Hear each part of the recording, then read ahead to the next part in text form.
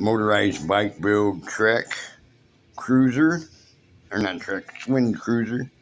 I'm doing this for my record, proof of ownership and stuff. It's mine. I mean, you can see it on other YouTube channels. What I'm fixing to do,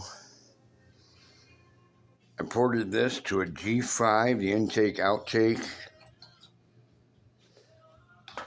It had put some JB Weld on some of the scars. This is an Anbull cylinder. I'm putting it on this Anbull crankcase and head. Welding this on. Got it marked out. Okay, put it down. That's where it wants to be. I'm doing the sissy bar handlebars, old school, Schwinn. I'm gonna bring that up. That's modified, that shock.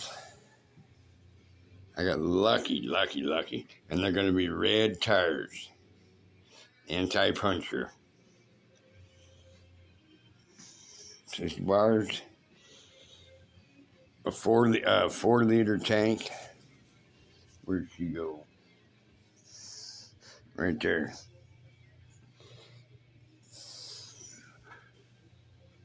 What the fuck are you looking at?